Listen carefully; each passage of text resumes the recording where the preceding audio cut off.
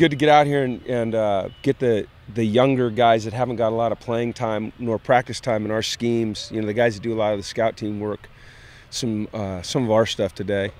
So that was, you know, we got the starters a little bit of work, a lot of individual work, very little teamwork, trying to give them a chance to heal and get some of the guys that haven't had a lot of our stuff some work. So it was a good day, and we'll do more of the same tomorrow. And then what we're thinking Thursday is we're going to have a little bit of a scrimmage with some of the kids that haven't played much. So that should be fun.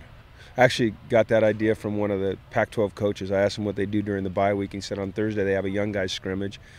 Thought it sounded like a good idea, so we're going to give it a shot. Are you allowed to say which coach it was? Coach Tedford. Okay.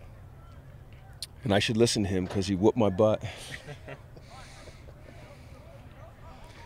That's it. I mean, you guys, I don't know if there's many questions today. I'll just give you a little update on injuries. Simon's going to be okay. He was out here on the bike today, but they did an MRI and they didn't find anything serious enough to keep him out. He might get some work tomorrow, but that just remains to be seen.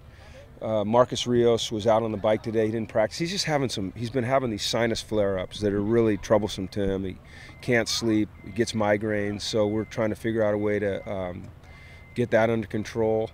Dietrich Riley is doing more and more every day. He's not going to play. He's not going to practice full speed with us or anything like that, but he's cleared for all non-contact stuff, and hopefully by the time we get out of here for the spring, he's ready to go.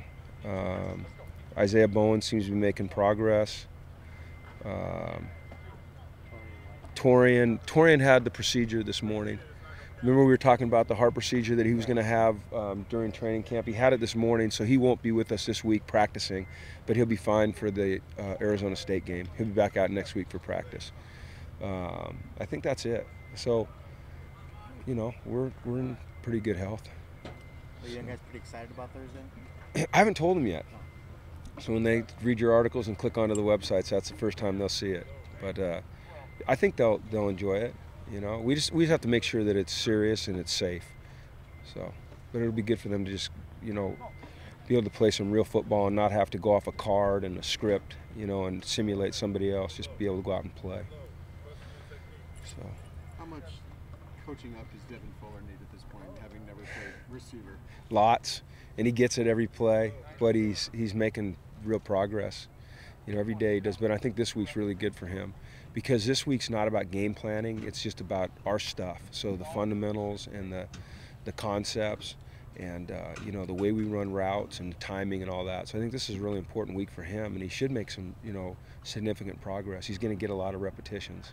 Is it pass catching? Is it route running, or is it? It's not really catching. He's a pretty natural catcher. I think it's more, you know, getting the right release when he's got bump and run, reading the coverage, you know, knowing where where the holes are going to be, understanding how to set a guy up in man-to-man. You know, all those little intricacies that only come through time playing the position. He's got the ability, and like I said, he's a natural catcher. It's just all the little things that, you know, you have to learn to be really efficient in that position. But we just think he's got tremendous ability there. But like I said, you know, in spring he's going to go back and compete at quarterback. But we want to get him as involved as we possibly can. One other guy, Greg Capella, is there a chance with 2 weeks? I don't know. He's still struggling. You know, he's done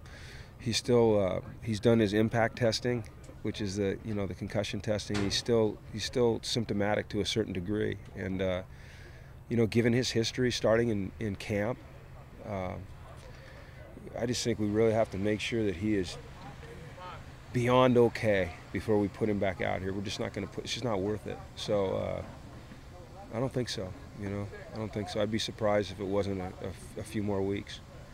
You know? No, not really. Just we're trying to really not put any pressure on him right now. You know, these kids, they feel so responsible to their teammates.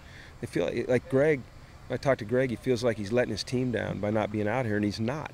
You know, this isn't an injury that you can just push through. You know, it's not like, hey, tape it up, tough it out, and get back out there. And this is a head injury, so we have to be real sensitive to that. And I don't want him to feel any guilt, so we're just trying not to put pressure on him. So that's about it. Okay? All right. Anything else? Okay, thanks.